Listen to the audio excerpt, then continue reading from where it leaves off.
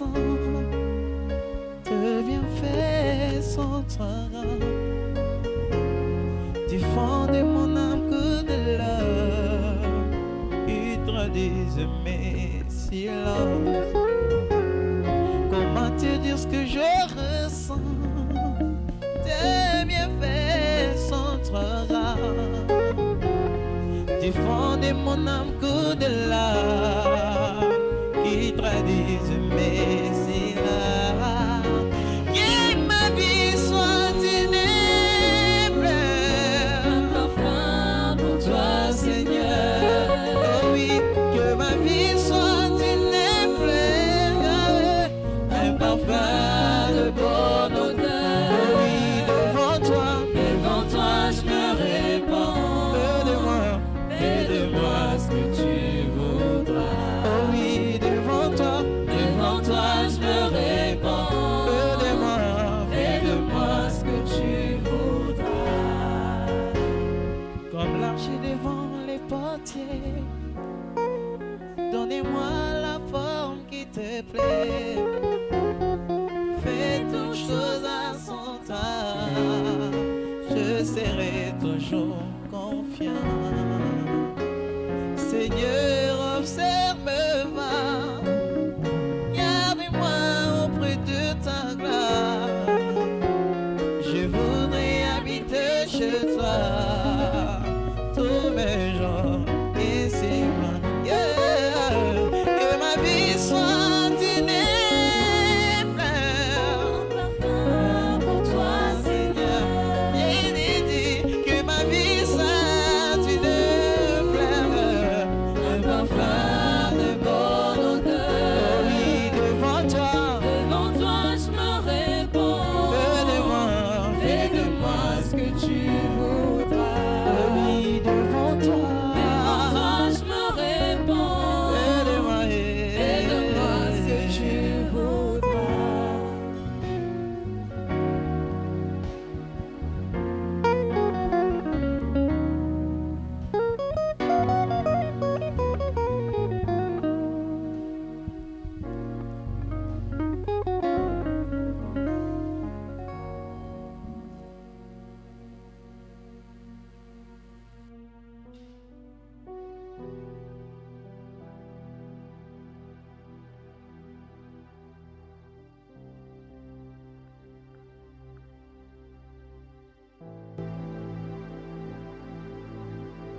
Bonsoir, bien-aimés dans le Seigneur. Je suis dans la joie de vous parler encore ce soir. De partout où vous nous suivez, que la grâce, la paix du Seigneur soit avec vous.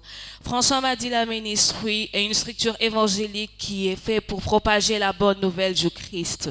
Alors, comme vous me voyez en ces lieux, je ne suis pas seule. Je suis accompagnée de l'évangéliste Joyce et de l'évangéliste Mathieu. Cher évangéliste, pouvez-vous vous présenter, s'il vous plaît? Bonsoir, bien-aimés dans le Seigneur, vous qui nous suivez. En fait, nous sommes là pour la gloire du Seigneur, pour vous présenter cette émission. Et nous sommes tellement heureux d'être là. Alors, ce soir, nous allons parler d'un thème très efficace, ce qui est le cœur d'un adorateur. C'est quand les invités vont vouloir parler, c'est quand on va savoir pourquoi adorer et on peut adorer qui. Merci.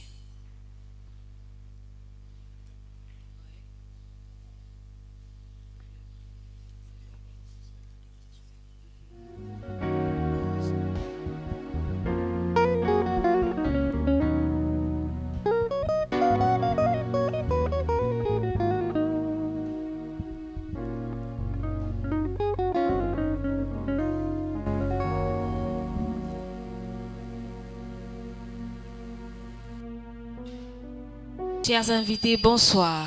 Bonsoir Sarah. Je suis dans la joie de vous parler ce soir.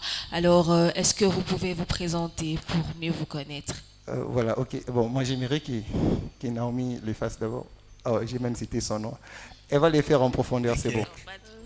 Bonsoir, donc, je suis Naomi Ekina, je suis pasteur des enfants à l'église Centre évangélique La Résurrection à Lemba. Et je suis étudiante en médecine à l'université protestante au Congo en 3e doctorat de médecine, pour ne dire que ça. Ah, d'accord, merci, cher évangéliste. Bon, moi, c'est François Madila. Je suis évangéliste à l'Église Peniel Universelle et aussi responsable principal de la jeunesse et étudiant en médecine à l'Université protestante au Congo. Donc, je suis son collègue, c'est ma collègue aussi. D'accord, merci pour cette très belle présentation. Comme je venais de le dire au moment où j'étais en train de présenter l'émission, c'est maintenant à ce moment que nous allons savoir le développement de cette émission. Alors j'ai une question d'abord qui me préoccupait déjà. J'aimerais savoir pourquoi ces thèmes de cœur d'un adorateur. Merci beaucoup pour cette question. La raison pour laquelle il y a des objectifs, les premiers objectifs par rapport à ces thèmes, c'est pour essayer un peu d'expliquer ce qu'est un vrai adorateur. Ça, c'est l'objectif principal. Et le deuxième objectif, c'est essayer un peu d'amener le peuple de Dieu, de comprendre et d'appréhender les comportements d'un adorateur. Parce qu'il est important de savoir qu'à l'adorateur est attaché un comportement particulier. Donc, c'est un peu ça. Premièrement, comprendre ce qu'est un vrai adorateur. Et deuxièmement, que nous comprenions en quoi consiste le comportement de cet adorateur. D'accord, merci. Alors, la sœur, je peux vous appeler sœur? Bien sûr. D'accord. Alors, pour la sœur Naomi, j'aimerais savoir c'est quoi adorer et qui peut être adoré? Parce que la plupart de personnes qui viennent même à l'église ne savent pas les personnes qui sont en train d'adorer. Alors, qui peut être adoré et c'est quoi adorer pour vous en fait? Selon moi, adorer, déjà quand on était à l'écodime, quand on nous demandait de définir certains mots bibliques, dans l'adoration, on nous a toujours dit que adorer veut dire à Dieu ce qu'il est. Et au-delà de dire à Dieu ce qu'il est, l'adoration, c'est rendre un culte à Dieu. Déjà, je réponds à la question, qui peut être adoré? Et l'adoration, au-delà du fait qu'on nous a souvent dit que l'adoration, ce sont des chansons qui sont douces, il n'y a pas assez de tempo, ça n'a rien à voir avec ça. C'est l'expression d'un cœur qui s'exprime pour dire à Dieu ce qu'il est réellement, l'effet de rendre un culte à Dieu. Et qui peut être adoré? Dans la vie, on adore généralement, c'est quelqu'un qui est plus grand que nous, une divinité plus puissante que nous. Et pour nous, les chrétiens, nous devons adorer Dieu et le vrai Dieu.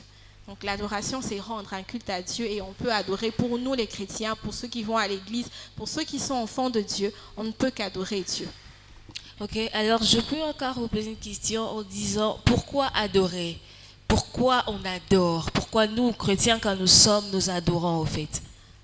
Déjà, les psychologues et les psychiatres expliquent que c'est dans la nature de l'homme de vouloir rendre un culte à une divinité. Que ce soit une petite statue, quelqu'un qu'on ne connaît pas, c'est instinctivement que l'homme cherche à adorer ou à rendre un culte à quelqu'un ou à une divinité. Et pour nous, les chrétiens, quand nous allons à l'église ou quand nous prions, nous adorons Dieu parce que d'abord, c'est un commandement.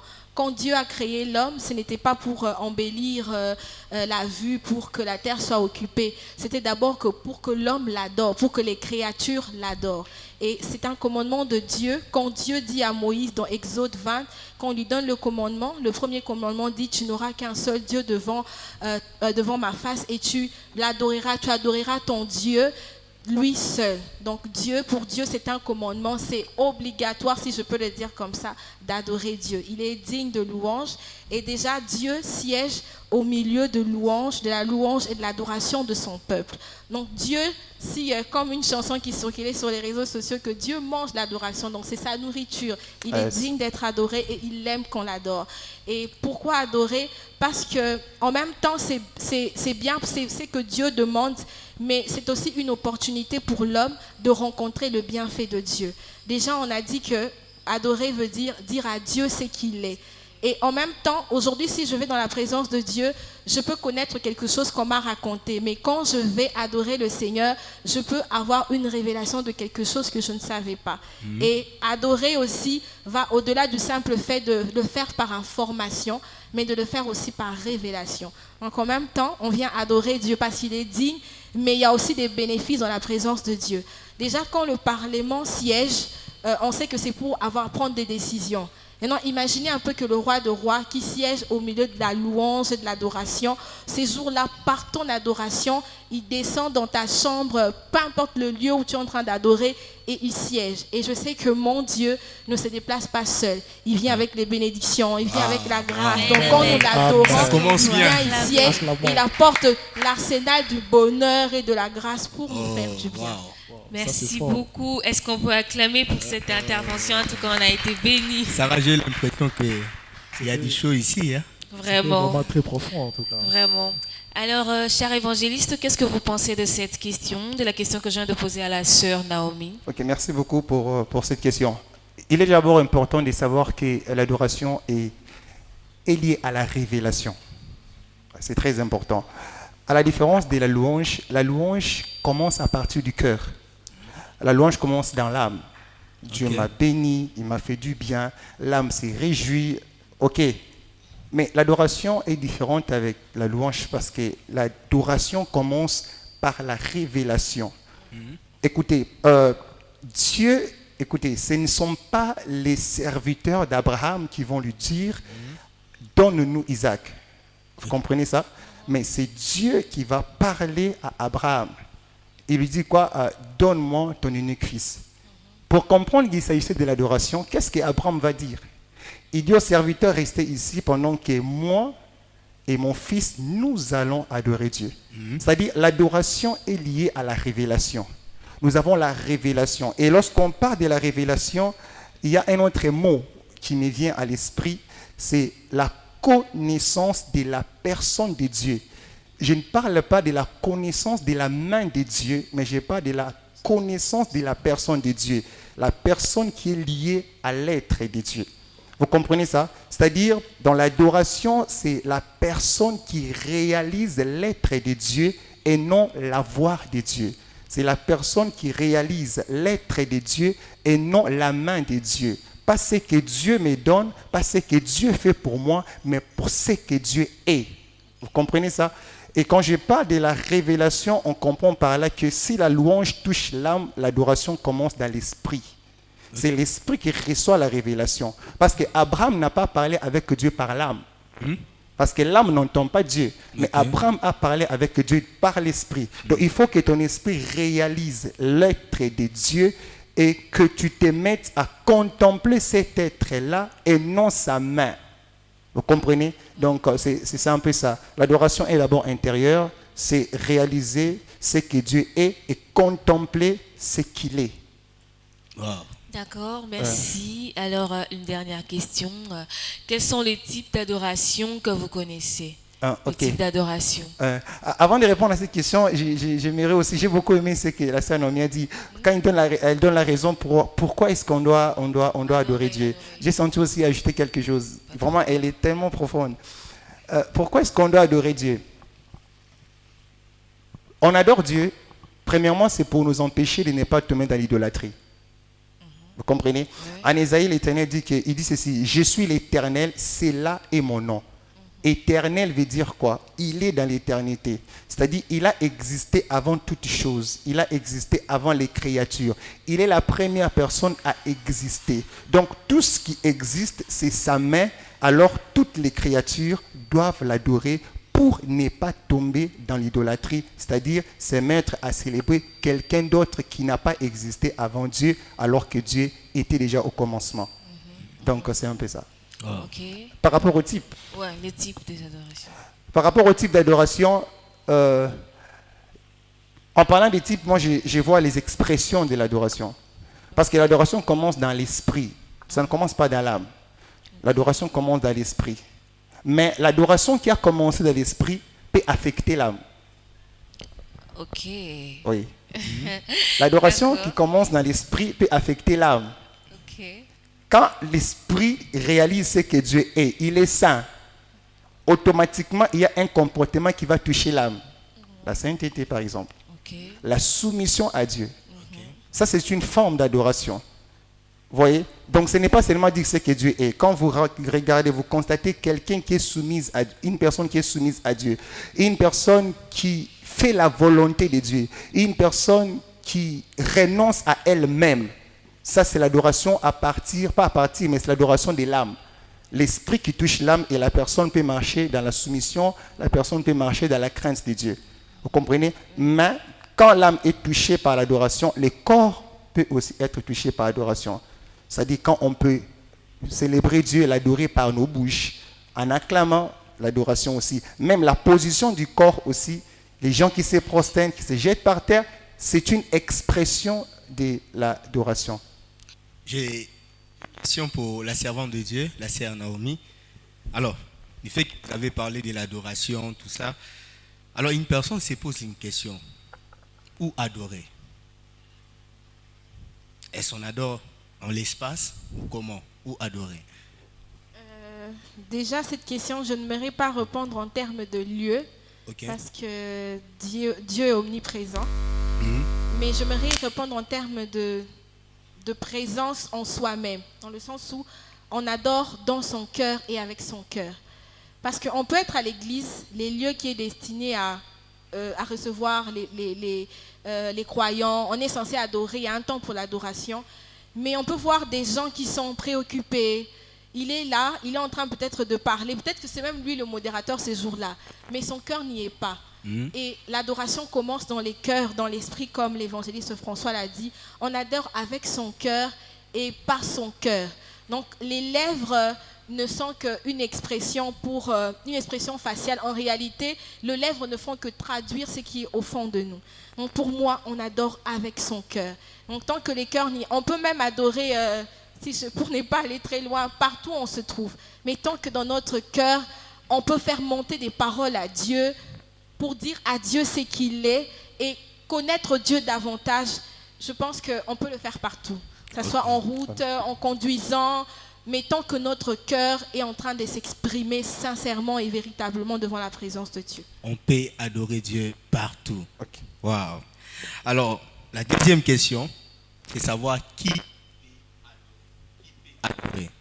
Donc, qui peut adorer? Oui. Déjà, c'est Dieu est saint. C'est l'une des qualités de Dieu. Dieu tient à la sainteté. D'accord. Si aujourd'hui vous devez vous déplacer, vous allez peut-être dans une province de la RDC où on parle Swahili, Ouais. vous devez faire un effort d'apprendre la langue, sinon vous n'allez pas comprendre les gens. Quand vous aurez besoin d'eau, vous n'allez pas vous en sortir. Vous devez comprendre la langue. Ok. Et avec Dieu, on doit parler le même langage. On ne peut pas parler le langage du péché alors que Dieu est saint. Et celui qui peut adorer, c'est d'abord celui qui a la nature de Dieu, a le cœur de Dieu. La Bible dit que heureux sont qui ont le cœur pur, car ils verront Dieu. C'est déjà quand notre cœur est pur, quand on a su se purifier, qu'on peut directement entrer en contact avec Dieu. On ne peut pas se rapprocher de Dieu tout en ayant un autre langage alors que Dieu parle un certain langage. Nous devons... c'est lui qui peut adorer, c'est celui-là qui a un cœur pur, celui qui est saint, c'est lui qui se rapproche de la nature de Dieu. Waouh. En fait, il y a encore une question qui se glisse dans mon esprit. La femme samaritaine a parlé de Jacob, tout ça, mais devant Jésus, Jésus s'est présenté, il lui a dit, l'heure vient et l'heure est déjà venue où les vrais adorateurs adoreront le Père en esprit et en vérité. Alors, si dans l'Ancien Testament, on adorait avec un modèle, alors dans la nouvelle alliance où nous sommes, est-ce qu'il y a un modèle qui nous permet d'adorer Dieu? Le modèle, Jésus l'a déjà donné. Donc les vrais adorateurs sont ceux-là qui adorent le Père en esprit et en vérité. Pourquoi en esprit? Parce que Dieu est esprit. On ne peut pas adorer quelqu'un qui a une autre nature et nous essayons de nous approcher avec notre nature. Certainement, certains pensent que la bonne adoration, c'est celui qui est fait avec un bon français, où il n'y a pas de faute, où il y a une belle voix, alors que ça n'a rien à voir. Comme Dieu dit qu'il voit l'expression du cœur. Donc la vérité, c'est notre façon de... En fait, Dieu voit ce qu'il y a à l'intérieur de nous. Je ne peux pas dire, Dieu, merci, tu es celui qui guérit, alors que dans mon cœur, je me dis, Dieu ne guérit pas, parce que moi, ça fait longtemps que je suis malade. Donc, ça veut dire que je ne suis pas dans la vérité. Et en esprit, ça veut dire que je ne m'arrête qu'à ce que mes yeux voient. La Bible dit d'Abraham, je rejoins l'évangéliste François, quand Dieu lui a demandé d'aller offrir Isaac. Nulle part la Bible ne signale là où Abraham s'est plaint devant Dieu. Et dans Hébreu, la Bible nous révèle que Abraham croyait que Dieu pouvait ressusciter le mort.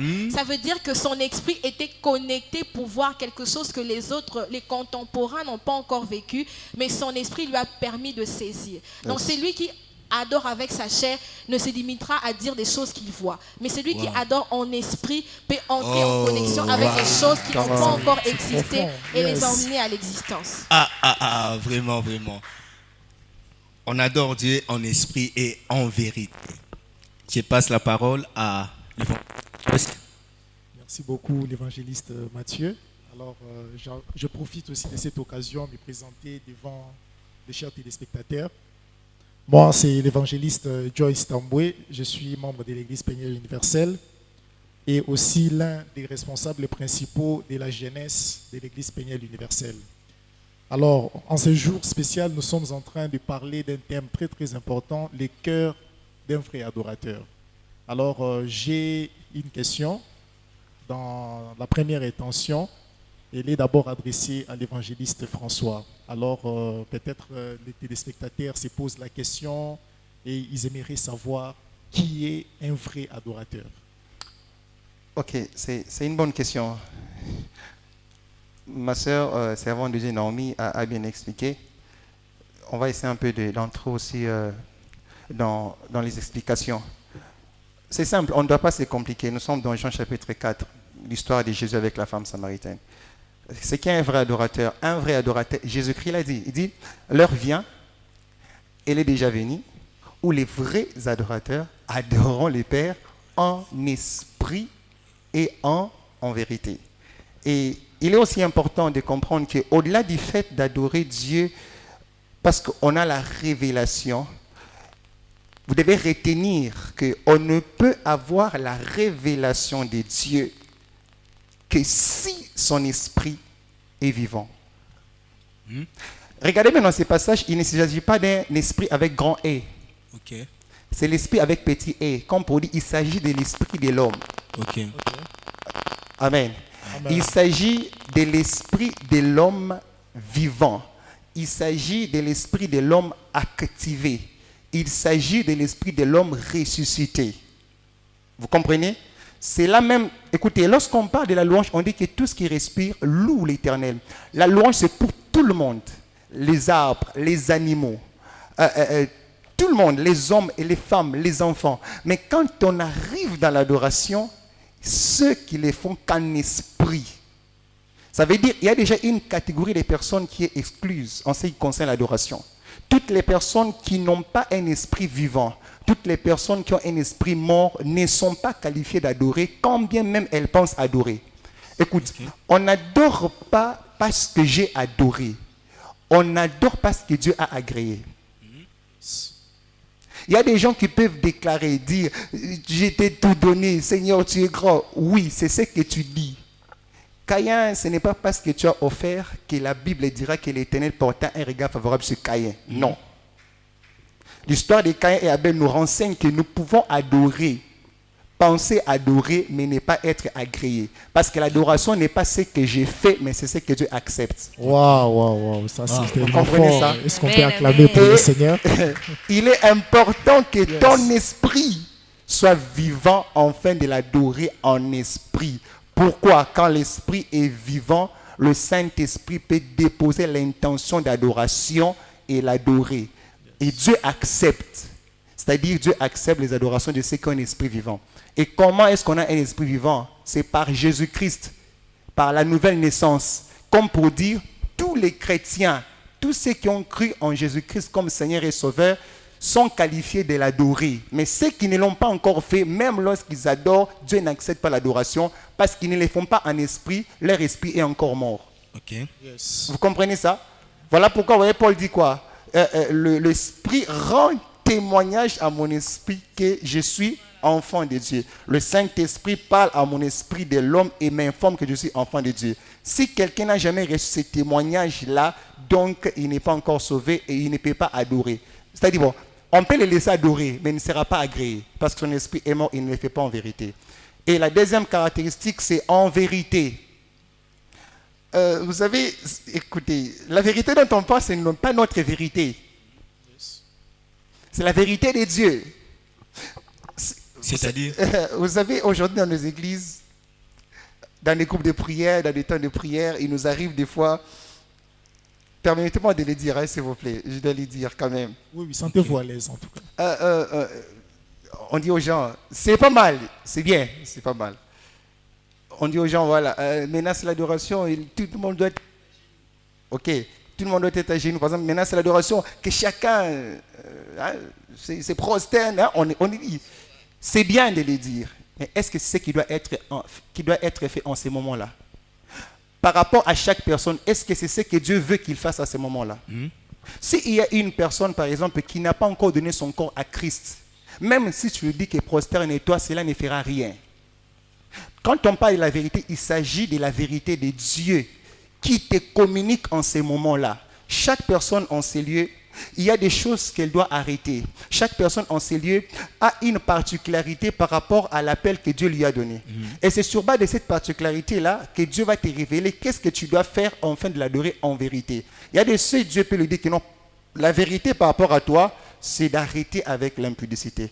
À un autre, Dieu peut dire, tu vas arrêter avec l'impudicité, mais la vérité par rapport à moi, c'est de m'offrir ton corps. Wow. L'autre, Dieu peut dire que tu m'as déjà offert ton corps, mais la vérité pour toi maintenant, c'est de pouvoir te prosterner. Vous comprenez? La vérité dont on parle, ce n'est pas notre vérité, mais c'est la vérité de Dieu. Ce que Dieu me dit de faire, quand je l'adore en esprit et je fais ce que Dieu m'a dit, c'est ça marcher en vérité. Et de manière basique, la seule et l'unique vérité principale pour l'Église, c'est ce que dit la parole de Dieu. Je pense déjà, si nous mettons en pratique la parole de Dieu, nous sommes déjà en train de l'adorer en vérité. Amen. Donc, si nous mettons la parole de Dieu en pratique, nous sommes déjà en train de l'adorer. Oui. Merci beaucoup, évangéliste François. Alors, je m'aimerais poser une question, toujours dans la même optique, et je m'aimerais la poser à la servante de Dieu, Naomi Ekina. Alors, tout à l'heure, l'évangéliste François nous a expliqué les types d'adoration, et il nous a fait voir que parlant des types, c'est lié aux expressions de l'adoration. Alors, j'aimerais savoir quels sont les types d'adorateurs que Dieu recherche. Déjà, en partant de la question sur les types d'adoration, d'abord, c'est toute personne qui sait s'offrir. Comme je disais au début, que l'adoration, ce n'est pas des enchaînements des chants. Un adorateur, ce n'est pas celui qui apporte des meilleures chansons, les meilleurs enregistrements. C'est celui qui apporte son cœur. Un cœur qui sait parler à Dieu. Pas qui racontera les expériences des autres, mais qui raconte sa propre expérience avec Dieu. Car en réalité, souvent, on pense que pour être exaucé, on doit interpréter la prière de notre voisin. Certainement, Dieu exaucera. Alors que Dieu a besoin de la sincérité de notre cœur. Que ce voile, qu'il n'y ait pas un rideau noir qui empêche Dieu de voir, mais que ce soit clean. Même s'il n'y a que 5 mots, de toutes les façons, Dieu, il ne regarde pas toutes ces choses. Il regarde l'expression de notre cœur. Dieu tient à l'expression du cœur. Et parmi les types d'adorateurs que Dieu recherche, c'est ceux-là qui savent s'offrir. Paul est en train de dire qu'il faudrait être un sacrifice vivant. Dieu dit à Abel, j'ai agréé d'abord Abel avant d'agréer son offrande. Amen. Donc un adorateur, avant d'apporter son chant, se rassure que lui-même est agréable plus que son chant. En réalité, peut-être le chant ne suffira pas, mais ta vie, nos vies à nous, c'est ce qui compte devant Dieu. Yes. Un adorateur, c'est celui qui apporte l'offrande de son cœur, l'offrande de sa vie. Ce n'est pas celui qui est portier de la gloire de Dieu. Donc il fait entrer les autres, lui-même il est dehors. Il n'a jamais goûté. Donc il entre avant les autres. Ça veut dire que sa nature lui permet d'être connecté et de connecter les autres. Un adorateur, c'est celui qui recherche les intérêts de Dieu. C'est ça un vrai adorateur. Ce n'est pas celui qui a entendu un chant fait en Europe, qui va vouloir interpréter pour que les gens acclament. Ça n'a rien à voir avec les acclamations de la foule, mais ça a à voir avec les acclamations de Dieu. Car quand Dieu acclame, c'est toujours différent. Les acclamations de Dieu apportent la bénédiction, le bonheur. Les acclamations des hommes s'arrêtent là. Mais ce qui compte, c'est de toucher l'intérêt du cœur de Dieu. Yes. Okay. C'est profond. C'est vraiment très profond. Hein? C'est vraiment très profond et bénissant. Alors, l'évangéliste Mathieu, je ne sais pas si vous avez d'autres questions à poser. Oui. il y a toujours des questions. Donc ça ne manque toujours pas. Ouais. En fait, j'ai deux questions. Les deux vont concerner la servante de Dieu, Naomi, et l'homme de Dieu, François. Alors, j'aimerais commencer avec la servante de Dieu, Naomi. Alors, on nous parle de l'adoration, de tout ça. Est-ce l'adoration dégage une puissance ou l'adoration est une puissance? Ok. Très bien. Parce que vous avez dit, dans l'adoration, Dieu peut vous toucher. Vous adorez Dieu et Dieu peut faire des choses, des grandes choses, réaliser des choses. Alors, l'adoration en elle-même, elle est une puissance ou l'adoration dégage de puissance? Ok. Je commence. Ouais. Ok. Ok. Bon, et pour essayer un peu d'expliquer, répondre à la question, il est d'abord important de savoir que lorsqu'on vient adorer Dieu, écoutez, quand même, il y a une saison, il y a un temps où on obtient ce qu'on cherchait. J'avais besoin, par exemple, de voyager, tout. Dieu m'a accordé des voyages, tout. On comprend par là que non, il y a deux saisons, il y a deux périodes, il y a deux temps. Les temps où Dieu vient nous faire du bien. Ok. Ouais. Il y a les temps où Dieu vient vers nous. Il y a les temps où Dieu vient nous servir. Ok. Mais l'adoration, c'est le deuxième temps. Où Dieu ne vient pas nous servir, mais c'est le temps où nous venons servir Dieu. C'est le temps où Dieu ne vient pas nous bénir, mais c'est le temps où nous aussi nous venons élever Dieu. C'est-à-dire, on ne doit pas être égoïste. Si il a posé une action vers nous, notre réaction, c'est vrai, souvent c'est la louange, mais notre intention et notre vie doit être l'adoration. C'est-à-dire, on n'adore pas d'abord Dieu pour expérimenter quelque chose. Okay. On n'adore pas Dieu d'abord pour vivre sa gloire. Non.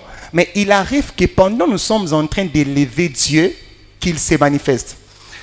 Jean chapitre 8, Jésus-Christ dit ceci. Quand vous aurez élevé les fils de l'homme, alors vous verrez ce qu'il est. Vous comprenez ça? C'est-à-dire, pendant qu'on adore, pendant qu'on est en train d'élever Dieu, pendant qu'on est en train de reconnaître sa personne et son être, il arrive des fois que Dieu cherche à savoir et à vérifier quelle est la personne qui est en train de m'élever. Okay. Et c'est quand Dieu vient vérifier que par moment notre adoration ne nous laisse pas sans résultat. C'est-à-dire quoi? Quelqu'un vient, Seigneur, tu es Jéhovah Rapha, tu es celui qui guérit, tu es El Sabaoth, et tout. Jésus dit quoi? Quand vous aurez élevé les fils de l'homme, alors vous verrez ce qu'il est. Vous connaîtrez en fait ce qu'il est. Pendant que tu es tenté d'élever Dieu, Seigneur, tu es puissant. Seigneur, tu es guéri. Seigneur, tu es béni. Seigneur, tu es grand. Quand tu l'élèves, il se pose maintenant des questions. Quelle est la personne qui est en train de m'élever? Qui est cette personne qui est en train de dire que je suis le Dieu qui guérit? Okay. Et quand Dieu veut maintenant constater, il vérifie. Il ne va pas seulement se limiter pendant ce temps-là à voir la personne qu'il adore. Il va maintenant aller loin. Il va maintenant regarder quel est ce que la personne est en train de traverser ces derniers temps qui les pousse malgré tout de m'adorer. Et là, Dieu constate par exemple que non, tu es malade. Okay. Or, dans ton adoration, tu dis que tu es le Dieu qui guérit. C'est là maintenant que l'adoration commence à produire des résultats. C'est là maintenant que l'adoration peut commencer à nous bénir. C'est là maintenant que l'adoration peut commencer à changer quelque chose dans notre vie. Car lorsque tu dis que tu es le Dieu qui guérit, comme lui, il est Dieu, en tout temps, il doit prouver ce qu'il est. Voilà pourquoi pendant que tu l'adores, il peut guérir parce que tu as dit que tu es le Dieu qui guérit. Voilà pourquoi pendant l'adoration, il peut combattre pour toi parce que tu as dit que tu es Sabaoth. Voilà pourquoi pendant l'adoration, il peut être celui qui va te fortifier parce que tu as dit que tu es ma bannière. Voilà pourquoi pendant l'adoration, tu peux commencer à marcher dans la vérité parce que tu as dit que tu es le Dieu de vérité. Voilà pourquoi pendant l'adoration, nous pouvons vivre réellement ce que nous disons que Dieu est. On n'est pas acclamé Dieu. Ça, c'est tellement profond. Wow. Et l'autre, c'est par rapport à la gloire de Dieu. Okay. Et là même, il y a des personnes qui me posent des C'est là questions. résulte de la puissance. Oui, c'est maintenant là la puissance. Il y a une puissance dans l'adoration. Wow. Dieu m'a fait comprendre ceci. Tout celui qui prie n'adore pas. Mais tout celui qui adore prie. Yes. Tout celui qui demande en prière n'adore pas. Ok. Mais tout celui qui adore demande. Amen. Encore une question. Donc c'est là, donc ça veut dire comme les gens disent, c'est lui qui chante, prie des fois. Bon, C'est comme que on vous l'a le dit, dites. comme on l'a dit, sans vous mentir, écoutez, Lazare vient de mourir. Lazare vient de mourir. Jésus arrive, Lazare est déjà mort. Ok. Il y a deux personnes qui vont venir auprès de Jésus. Non, non, non, il n'y a pas deux personnes. Il y a une personne qui vient, mais une personne que Dieu va demander. La première personne qui vient, c'est Marthe. Jésus n'a pas dit appelez-moi Marthe. Ok. Pourquoi? Parce que Christ savait que Marthe n'était pas une adoratrice. Lorsque Marthe vient, regardez ce que Marthe fait. Marthe va commencer à se concentrer sur la main de Jésus. Il dit, Seigneur, si tu étais là, la première action que Marthe fait, c'est la supplication.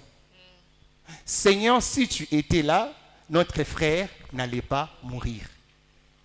Bon, Jésus savait qu'elle n'était pas adoratrice, mais quand même, il a commencé à lui dire, n'étais-je pas dit si tu crois tout. Il dit, mais oui, je crois qu'il va ressusciter au dernier jour. Parce que Marthe n'était pas adoratrice. Ok. Un adorateur est prophétique. Un adorateur comprend le langage de Dieu en ces moments-là. Ah. En ces temps-là, Jésus ne parlait pas du dernier jour. Amen. C'est là que Jésus se met et dit, ah non, elle ne comprend pas. Il dit, appelez-moi Marie. L'heure vient, elle est déjà venue, où les vrais adorateurs adorent le Père en esprit et en vérité. Car ce sont là les adorateurs que le Père... Voilà pourquoi je dis, allez me chercher Marie. Et lorsque Marie vient, la première action que Marie pose, ce n'est pas la supplication. Lorsque Marie vient, la Bible déclare qu'elle courut promptement et elle se jeta aux pieds de Jésus. L'attitude. Lorsque Marthe parle, Jésus ne pleure pas. Mais quand l'adoratrice Marie parle, Jésus pleure. Comme pour dire, pendant qu'on adore, Dieu ne reste pas tel qu'il était. Lorsqu'on l'adore, il y a toujours quelque chose que nous provoquons dans le cœur de Dieu et qui va pousser à ce que Lazare ne reste plus dans le tombeau, mais que Lazare puisse ressusciter. Amen. Wow. Amen. Donc, il y a une puissance dans l'adoration. Ouais, servant de Dieu. C'est profond. Il y a une puissance dans l'adoration. Je veux juste compléter l'évangéliste qui a presque tout dit. Ouais. L'adoration nous permet de voir les facettes, les nouvelles facettes de Dieu. Yes. Si aujourd'hui nous parlons des Jéhovah Jireh, c'est parce qu'un homme, Abraham, quand Dieu lui demande d'aller offrir Isaac, il ne lui dit pas « va m'adorer ». Mais c'est Abraham qui, avant de laisser ses serviteurs, il dit « moi et le petit, nous allons adorer ». Et c'est quand ils arrivent qu'il y a la révélation du Dieu qui pourvoit. À Salomon, parce que dans l'adoration, il y a aussi l'effet de donner des offrandes à Dieu. Ok. Et dans l'adoration de Salomon, en train de faire la dédicace du temple, il offre 1000 holocaustes, mais il ne demande rien à Dieu. Le Seigneur se sent obligé de venir la nuit pour demander à Salomon, que veux-tu que je fasse pour toi? Donc ça veut dire que celui qui vient pour dire à Dieu ce qu'il est, reconnaître d'abord ce qu'il est, parce que la Bible dit que tous ceux qui s'approchent de Dieu doivent croire que Dieu existe. Donc l'effet que Dieu existe nous permet déjà de voir d'autres facettes, parce que le Seigneur, il ne reste pas statique. Dieu est dynamique. Dieu n'agit pas de la même façon.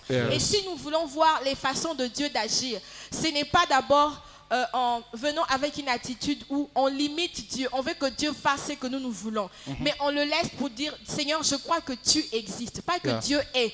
Tu existes par toi-même, donc tu peux faire exister toutes choses. Yes. Et l'adoration ou l'adorateur, dans sa façon d'adorer, peut déclencher les surnaturels. Wow. Yes. Quand Salomon ne demande rien à Dieu, mais Dieu se sent obligé de venir, et c'est là qu'il va introduire sa demande. Donc Dieu est touché par le fait qu'on l'élève. C'est comme le président de la République. Il y a une différence si tu passes, tu vois les présidents, tu lui fais juste un coucou, que celui qui va prendre son pain, il va jeter pour le président marche dessus, il va se sentir honoré. Et quand on honore Dieu par le fait de reconnaître ce qu'il est, Dieu se révèle dans des choses que nous ne connaissons pas encore de lui. Il dit à Moïse, Moïse dit, si j'ai trouvé grâce à tes yeux, montre-moi ta gloire. Mais Moïse ne pouvait pas être un homme qui pouvait demander la gloire de Dieu parce qu'il avait déjà vu cette gloire. Mais dans sa soif, il voulait voir plus.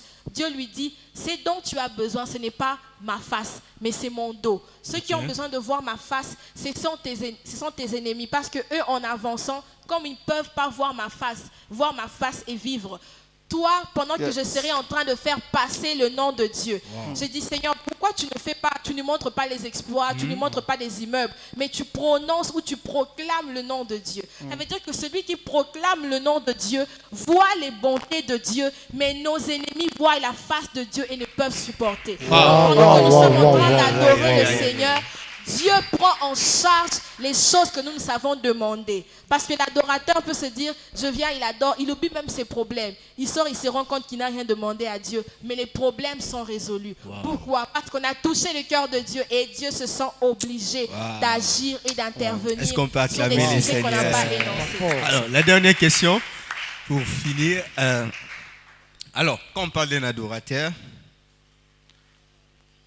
cela nous parle aussi de la vie. Parce qu'un adorateur n'est pas un animal, tout ça. Il vit dans la société. Alors, quand on parle de sa vie, comment est la vie d'un adorateur? Parce qu'il y a plusieurs domaines dans la société, professionnelle, beaucoup de choses. Alors, comment est la vie d'un adorateur dans plusieurs secteurs de la société? Ça concerne vous deux, hein? Oui. Je pense que c'est une question merveilleuse. C'est quoi la vie d'un adorateur? Depuis un moment donné, c'est un fardeau dans mon cœur. C'est que nous arrêtions en fait de vivre dans les apparences. Ok. Vous savez, on n'a qu'à voir en fait l'église d'aujourd'hui et l'église il y a 20 ans, 30 ans. Nous allons nous rendre compte qu'il y a une très grande différence. L'église d'aujourd'hui, pour ne pas parler de l'église, les chrétiens d'aujourd'hui, c'est maintenant les chrétiens des chics, des vestes, 3 pièces, cravates, tout ça. Mais il y a des choses qui se passent dans leur vie. Que si on devait vraiment les dévoiler, ça serait vraiment regrettable.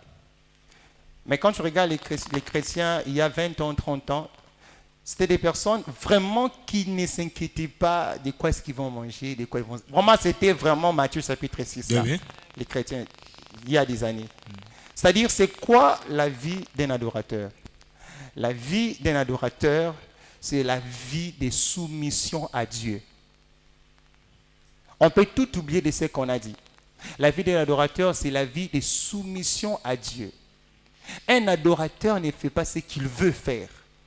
Un adorateur ne dit pas ce qu'il veut dire. Un adorateur ne pose pas les actes qu'il lui a planifiés d'avance. Mais un adorateur est cette personne qui s'abandonne complètement à Dieu et il dit à Dieu, donne-moi et dicte-moi ce que je dois faire. C'est comme la dictée à l'école, où nous avons nos papiers et stylos, nous laissons les professeurs nous dire ce qu'on doit écrire. C'est un peu comme nos vies de chaque jour. Nous avons notre vie qui représente comme un papier, nous avons nos mains, nos yeux qui sont comme des stylos et nous devons laisser à ce que Dieu parle à notre esprit, dicte ce qu'on doit faire. Regardez Abraham. Abraham, tu as fait 25 ans des promesses de l'Éternel. Et tu es arrivé déjà à l'âge de, parce que c'est à 65 ans qu'il reçoit la promesse. Et c'est à 100 ans qu'il reçoit Isaac. Imagine déjà quand l'homme de ce monde peut te promettre, non, dans 5 mois, je vais t'acheter un téléphone. Regardez combien nous sommes impatients. Mais Abraham a patienté pendant 25 ans. Des moqueries, des insultes, des critiques des gens qui l'ont abandonné. Mais toi, c'est quel Dieu qui t'a promis des choses? Finalement, il a Isaac, l'enfant de la promesse, le fils de la promesse. Mais Dieu lui dit, donne-moi ton fils. Nulle part, vous savez, les chrétiens d'aujourd'hui me font rire. Genre, pendant que tu es au culte, tu sens que Dieu te dit, rentre à la maison, l'argent que tu as, donne-moi. Nous avons mal. Ah, Seigneur. Seigneur, mongo, kaka mongo pour nini. Les chrétiens d'aujourd'hui, pendant que tu pries, en soi, en fait, c'est comme si nous venons prier maintenant par formalité. C'est comme si nous venons prier juste pour marquer présence dans la présence de Dieu, que j'étais là. Mais on ne vient plus prier pour être transformé. Wow. Alléluia. C'est ça que j'ai remarqué aujourd'hui parmi les chrétiens. Pendant que tu vas aller prier, Seigneur, change-moi, Seigneur, transforme-moi. Dieu, regarde. La vie des masturbations, tu dois abandonner. Ah non, Seigneur, pas ça. Mais Abraham n'a pas fait ça. Dieu lui dit, donne-moi Isaac. Pour voir combien Abraham était calme dans son âme, il n'a même pas parlé de ça à sa femme. Ok. Il n'a même pas communiqué à ses serviteurs que c'est Isaac que je vais aller offrir. Pourquoi? Parce qu'à la base, il avait une vie de soumission. Wow. La vie d'un adorateur, c'est une vie de soumission. Je fais ce que Dieu veut, je pars là où Dieu m'envoie et je vis avec des gens que Dieu me dicte de vivre avec. Wow. Un adorateur, c'est la soumission en tout. Dans ta vie, dans ton intimité, dans la prière, avec des gens avec qui tu marches, à l'église, à la chorale, partout où tu vas, quand Dieu te dit fais ça, il est fait. Mais la question qu'on se pose, comment comprendre que c'est Dieu qui me parle et ce n'est pas Dieu? Wow. La vie d'un adorateur, c'est la vie de la soumission à Dieu. La servante de Dieu, Naomi. Encore une fois, c'est très profond. La vie d'un adorateur, c'est cette vie qui s'est donnée à Dieu, c'est qu'on a de plus précieux. Cette femme qui est venue verser le vase de son parfum, c'était certainement ce qu'elle avait de plus cher. Okay. Mais elle l'a donné à Jésus. Un adorateur, c'est celui qui s'est donné ce qui est plus précieux dans son cœur pour Dieu. Qu'est-ce qui est précieux pour vous? Qu'est-ce qui est précieux pour nous? Comme le serviteur de Dieu l'a dit, il nous est difficile maintenant de donner ce qui est plus cher. Car en réalité, on ne connaît pas la grandeur de ce Dieu. Un adorateur, la vie d'un adorateur, c'est celui qui cherche toujours les intérêts de Dieu. Peut-être que je vais me répéter, mais c'est ça la conclusion. Celui qui recherche les intérêts de Dieu. Celui qui sait offrir ce qu'il a de plus précieux. Qu'est-ce qui est précieux pour vous, pardon? C'est votre argent, votre temps, c'est notre temps, notre argent, notre vie. C'est ce que Dieu recherche. Et ce qui plaît au cœur de Dieu. Un adorateur, il n'a pas d'heure où il travaille. Non.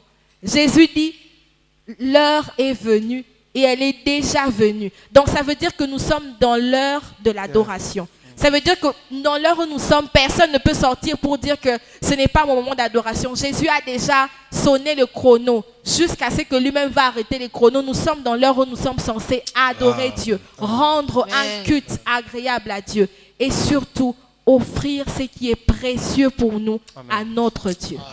Amen. Alors, merci d'avoir acclamé.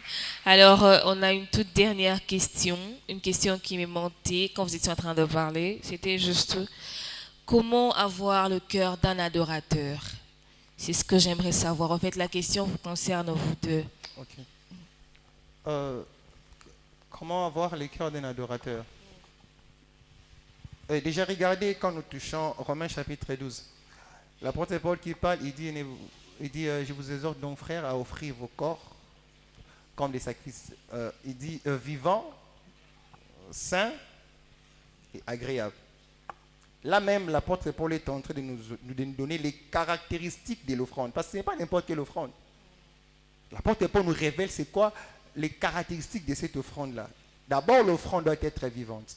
Comme pour dire, hein, on est offrande pour Dieu pendant que nous avons encore la vie. Okay. Pendant que nous vivons, pendant que nous marchons encore, pendant que nous respirons encore, c'est là qu'on peut être un adorateur, on peut être une offrande à l'Éternel. Il est réservé aux hommes de mourir une seule fois, après quoi viendra le jugement. Il n'a pas besoin d'une offrande qui est morte. Il a besoin des vivants que nous sommes. Et il dit, une offrande est un sacrifice qui est saint. Pas n'importe quelle offrande. Au-delà d'être vivante, au-delà d'être cette offrande, ce sacrifice qui respire, il faudrait aussi vivre selon sa nature de sainteté. Tout adorateur. Regardez ce que Jésus-Christ dit. Nous tous qui les visages découverts, contemplons dans un miroir la gloire du Seigneur et nous sommes transformés. Impossible d'adorer un Dieu saint et rester dans le péché. Impossible. Et alors, la des choses, il dit agréable. Au-delà d'être vivant, saint, il faut dire aussi que Dieu puisse t'agréer. Alors, comment devenir un adorateur, un vrai adorateur? La première des choses, c'est d'abord de donner sa vie à Jésus-Christ. Parce qu'on l'a dit qu'un vrai adorateur est celui qui donne un esprit qui est vivant, qui est ressuscité. Et c'est Jésus-Christ qui vient accorder la vie à notre esprit qui était mort par le péché. On doit d'abord donner, il faudrait d'abord croire en Jésus-Christ comme étant notre Sauveur et notre Seigneur. Sauveur, c'est lui qui nous sort de la mort. Le Seigneur comme étant celui qui nous tient à la main et qui nous montre maintenant un autre chemin. Voilà pourquoi il dit, je suis le chemin, la vérité et la vie. Et la deuxième des choses, c'est de pouvoir réaliser que nous sommes ces genres d'offrandes, ces sacrifices-là, que je suis une offrande qui doit être vivante et agréable. Et la troisième des choses, c'est laisser être conduit par le Saint-Esprit. Il m'est arrivé des fois des moments où tu dis que tellement qu'il y a des combats, il y a quelqu'un qui m'écrit un jour, mais vous souriez tout le temps, c'est comme si vous n'avez pas de circonstances difficiles. Je dis non, on rencontre des circonstances difficiles. Et moi, il m'est arrivé des jours où tellement qu'il y a des combats, tu dis que non, aujourd'hui vraiment, il faut qu'il y ait une intercession. Les Laura, il faudra une intercession. Il faudra un combat spirituel. Mais pendant que tu calcules, non, maintenant c'est le combat spirituel, quand tu viens seulement en prière comme ça, parce que le Saint-Esprit me conduit, il dit non, ne prie pas pour ça, ne prie pas pour la victoire, mais toi seulement à m'adorer. Pendant que j'adore, je me retrouve en train d'adorer, et j'ai fini dans l'adoration. 2 ou 3, 1 mois, 2 mois après, il y a la solution à mon problème. C'est-à-dire, on doit se laisser être conduit par le Saint-Esprit. Le chrétien d'aujourd'hui, à la place de laisser l'Esprit nous conduire, nous sommes en train de conduire le Saint-Esprit. Oui. Ça, Seigneur, tu peux toucher. Saint-Esprit, oui, ça. Si tu me dis, oh, je vais partir, mais ça, non, je sors. Un adorateur ne va pas dans des boîtes de nuit. Un adorateur, Dieu touche même son habillement, un habillement. Moi, ça me fait mal de voir aujourd'hui les protocolaires dans les églises qui doivent dire aux sœurs, aux frères, comment devez-vous vous habiller. Quand tu es un adorateur, tu dois savoir. Tu dois savoir comment me présenter devant le roi des rois, le Seigneur des seigneurs. Donc, c'est laisser être connu par le Saint-Esprit. Et la quatrième des choses, c'est avoir une vie d'intimité. Quand je parle de vie d'intimité, il s'agit de la vie de prière. Avoir une vie de prière, de méditation pour connaître la volonté de Dieu. Et aussi une soumission. Et je crois que ce sont ces éléments-là qui peuvent nous permettre de devenir un vrai adorateur. Mais je pense qu'à la base, tout commence avec la rencontre avec Jésus-Christ. Je pense que c'est ça la base. Et c'est lui qui va nous révéler comment est-ce qu'on doit devenir adorateur selon son cœur et non pas selon nos cœurs à nous les hommes de Dieu. D'accord, merci. On a été bénis ce soir par vos interventions. Est-ce qu'on peut acclamer pour une dernière fois? Alors, je peux juste rajouter que Dieu ne cherche pas l'adoration. Dieu recherche les adorateurs qui l'adorent en esprit et en vérité. Alors, c'est la fin de cette grande émission. Nous vous remercions d'avoir assisté. Alors, je nous prie de vous abonner à nos pages, à nos chaînes aussi YouTube et que Dieu vous bénisse abondamment. Ce matin, je viens dans ta présence. Le cœur assoiffé de toi. Je m'attends à toi. Je m'attends à toi. Je viens dans ta présence. Le cœur assoiffé de toi. Je m'attends à toi. Je m'attends à toi. Je viens dans ta présence. Le cœur assoiffé de toi. Je m'attends à toi, je m'attends à toi, je viens dans ta présence, mon cœur assoiffé de toi. Je m'attends à toi, je m'attends à toi, je viens dans ta présence. Assoiffé de toi, je m'attends à toi, je m'attends à toi, j'ai tant besoin de toi, j'ai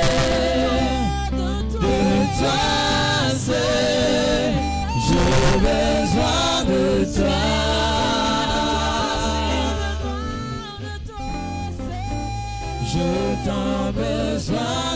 toi seul, de toi seul, j'ai besoin de toi.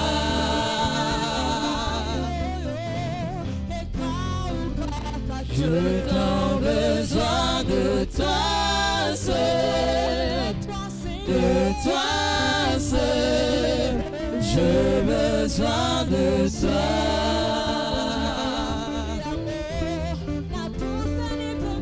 Je t'en besoin de toi seul, de toi seul, j'ai besoin de toi.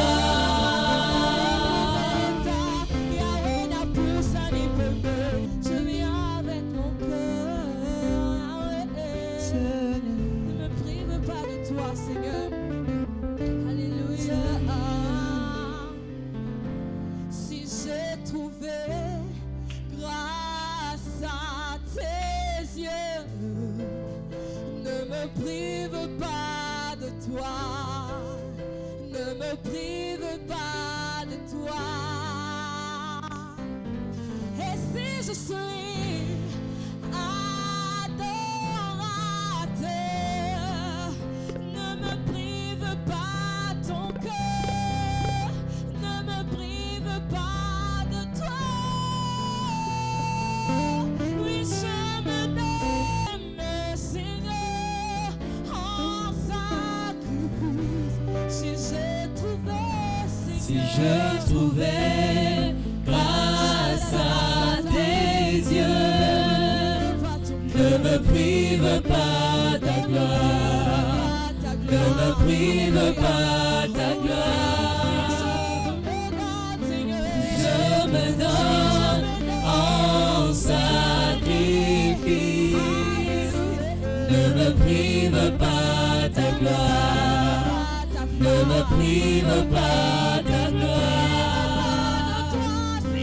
Si je suis un bien-aimé, ne me prive pas ta gloire, ne me prive pas ta gloire. Nos agneaux sont yaga, ya ya. Nos agneaux sont yaga, ya ya. Nos agneaux sont yaga, ya ya. Nos agneaux sont yaga, ya ya. Nos agneaux sont yaga.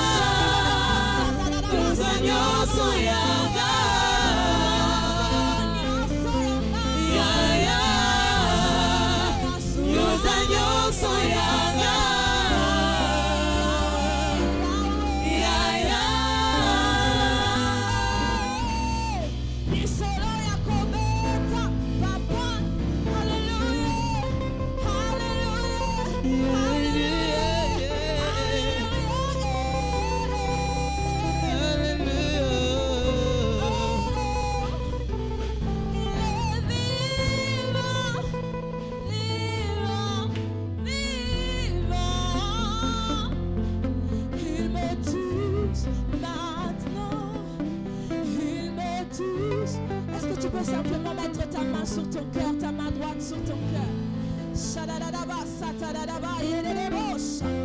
Jésus, tu n'es pas venu ce soir pour nous rendre simplement visite. Touche nos cœurs, Seigneur Yahweh. Il est vivant, vivant, vivant. Il agit en moi, il agit en moi. Il est vivant, vivant, vivant. Il me touche maintenant, il transforme.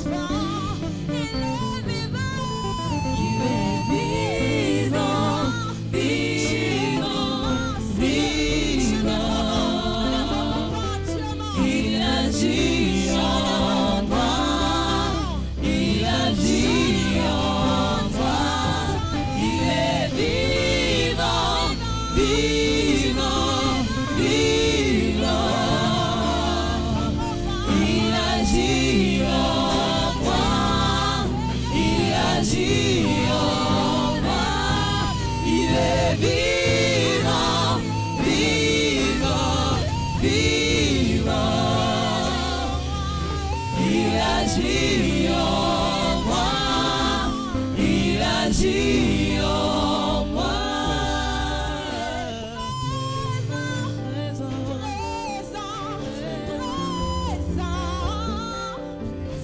Il me touche maintenant. Il transforme ma vie. Merci Jésus. Il est palpable, palpable, palpable, palpable ce soir. Il se révèle, il se révèle, il se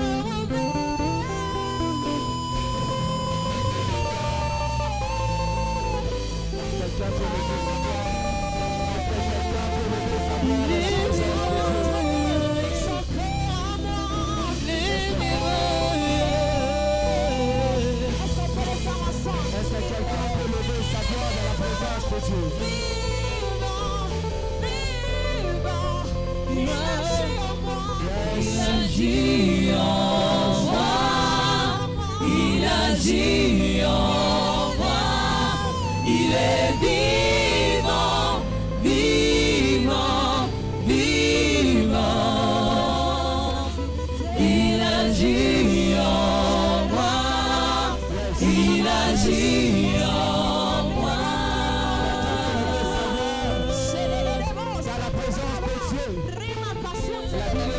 Il est vivant. Est-ce que quelqu'un peut le savoir? Il est vivant. Je sais que vous êtes nombreux à nous suivre en ce moment. Il est le Dieu qui change.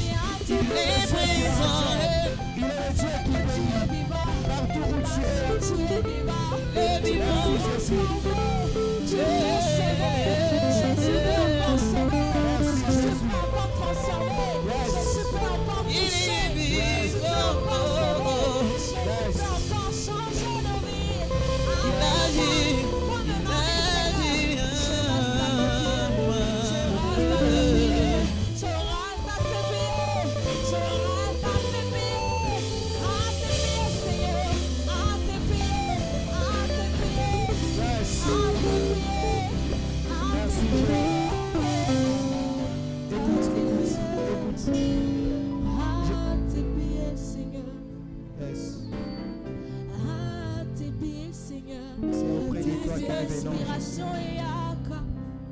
Place ma destination et change encore, Seigneur. À tes pieds, Seigneur. Là où un Lazare peut ressusciter. À tes pieds, Seigneur. Là où tu peux changer l'histoire d'une femme qui était prostituée, qu'on a attrapée en flagrant d'adultère. Oh Seigneur, à tes pieds. Là où tu as dit à Marie, tu as saisi la bonne part. Il ne te sera point ôté. Merci parce que ce soir, tu nous donnes la bonne part. Tu nous donnes la bonne part, Seigneur. Écoute. Parce que tu es... Est-ce qu'on peut se tenir debout, s'il vous plaît? On peut se tenir debout, s'il vous plaît. On se tient debout. Alors, le fond des claviers va m'accompagner. Je veux que nous puissions prier. Alléluia.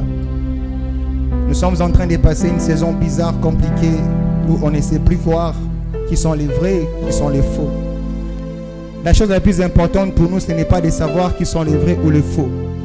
Mais la seule prière à faire ce soir est que Dieu fasse de nous des vrais adorateurs.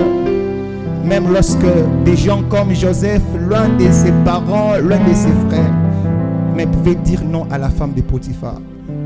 Même lorsqu'on ne sera pas au Congo, en dehors du pays, mais nous pouvons toujours garder notre intimité avec Jésus. Et je veux que nous puissions élever nos voix et que nous demandions au Saint-Esprit de nous aider à demeurer vrai. Est-ce que quelqu'un peut lever sa voix? Ah yes, oh yes, yes. Élève ta voix, élève ta voix, élève ta voix, élève ta voix. Nous sommes en train de clôturer ce moment, mais je veux que nous puissions prier. Que quelque chose tombe en nous. Seigneur, nous sommes en train de mener une vie où par moments cela ne reflète en rien par rapport à ce que les hommes disent de nous. C'est toi qui nous connais nos cœurs. C'est toi qui connais nos vies. Nous venons Père te prier enfin que ce soir, que quelque chose tombe de négatif dans nos vies. Que la vie d'insulte s'arrête. Que la vie des mensonges s'arrête. Que la vie des masturbations s'arrête. Que Que la vie de vol s'arrête. Que la vie d'impudicité s'arrête. Seigneur, il y a des personnes en ces lieux à qui tu as demandé qu'elles fassent des sacrifices pour toi. Mais ils arrivent à désobéir à ta volonté. Nous prions que le Saint-Esprit vienne ce soir afin d'accorder la force, afin d'accorder le courage, afin de nous donner et de nous capaciter pour que nous soyons en mesure de pouvoir accomplir ta volonté. Est-ce que tu peux encore élever ta voix? Prie encore, prie encore, prie encore. Élève ta voix, prie encore, élève ta voix, prie encore. Élève ta voix, prie encore. Élève ta voix et prie encore. Merci Jésus. Merci Jésus. Je viens déclarer sur ta vie que tout ce que l'ennemi cherchait à imposer en toi, à cause de ta présence en ces lieux, que cela soit nul et sans effet. Toute forme d'oppression ces derniers temps, des fois tu n'arrives pas à dormir, des fois tu n'arrives pas à te concentrer, parce que c'est un travail du diable. Je prie dans le nom de Jésus, que cela soit anéanti au nom de Jésus, que la force de Dieu, que la paix de Dieu soit libérée sur toi. Merci Père ce soir d'élever dans nos cœurs la vie d'un adorateur. Garde-nous fidèles à toi. Peu importe le péché qui est en train de s'accroître, peu importe nos moments difficiles et compliqués, peu importe ce que le médecin nous a dit, mais nous reconnaissons que toi tu es le Dieu qui guérit. Merci pour ta main, merci pour ta présence, merci pour ta force. Que ton nom soit béni. T'avons ainsi prié dans le nom de Jésus. Peut-être tu es tenté de nous suivre. Pendant ce temps, tu aimerais prendre une décision capitale que nous avions prise aussi un jour. Alors que nous étions dans le monde, nous avions rencontré Jésus. Peut-être tu vas nous suivre en ces lieux, ou même en direct. Mais tu veux prendre une décision capitale, celle de donner ta vie à Christ. Je veux que tu fasses avec moi cette prière. Là où tu es, répète avec moi, Seigneur Jésus. Mais voici au devant de ta présence. Je reconnais avoir péché au devant de toi. Je reconnais t'avoir blessé le cœur. Mais en ce soir, je viens prendre la décision de t'accepter dans ma vie comme mon sauveur et mon Seigneur. Viens maintenant, habite en moi, règne en moi, et que ton esprit habite en moi, et qu'il me garde fidèle à toi jusqu'à ce que tu reviendras. Au nom de Jésus-Christ, j'en sais prier. Amen. Tu es maintenant enfant de Dieu, tu as besoin de nous contacter. Regarde juste les contacts au bas de l'écran.